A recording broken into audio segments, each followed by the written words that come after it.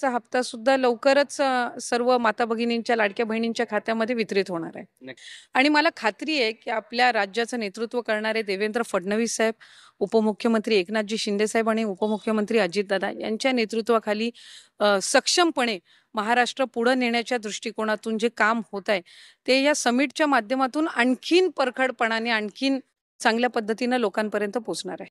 पुढच्या कालावधीमध्ये जो विकसित भारत आपण बघण्याचं जे काही आपलं उद्दिष्ट आहे किंवा स्वप्न आहे ती ही जनगणना झाल्यानंतर एक टार्गेट ओरिएंटेड काम हे पुढच्या कालावधीमध्ये राज्य शासन असेल किंवा केंद्र शासन असेल यांना करता येणार आहे. आणि त्या दृष्टिकोनातून जनगणना ही अत्यंत महत्त्वाची आहे. मी देशाचे लोकप्रिय पंतप्रधान नरेंद्र मोदी साहेब आणि त्यांचं संपूर्ण मंत्रिमंडळ यांचे मी आभार मानेन.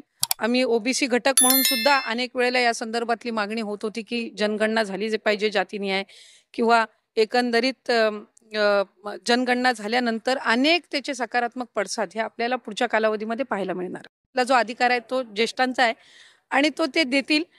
मी माझं काम करणं सकारात्मक पद्धतीनं करणं, लोकांनी ज्यासाठी मला निवडून दिलेलं आहे ती भूमिका बजावणं यामध्ये मी जास्ती म्हणजे महत्त्व देणं मी योग्य समजते. आमचं सरकार हे दोन्ही हाताने देणार आहे आणि देत राहणार. आज 3 गॅस सिलेंडर आता बघा, एका घरात 2 भगिनींना आपण देणार म्हणजे 3000 रुपये महिन्याला आणि एका बहिणीला 3 गॅस सिलेंडर 6 झाले. आता चिंताच गेली ना पंकजाताई, बरोबर ना? चिंता गेली. काय होणार, कसं होणार, काय हे सगळं खोटं आहे, हे होणार नाही, कुठून पैसे आणणार? अरे कुठून पैसे आणणार?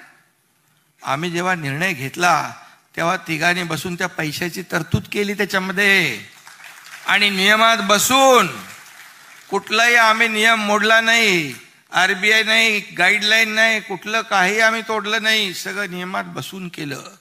कारण आम्ही जे सरकारचे पैसे हे लोकांपर्यंत पोहोचले पाहिजे ही भावना आमच्या मनामध्ये आहे. स्वतःच्या घरात पैसे न्यायचं आम्हाला नाही, आम्हाला लोकांना द्यायचे आहे.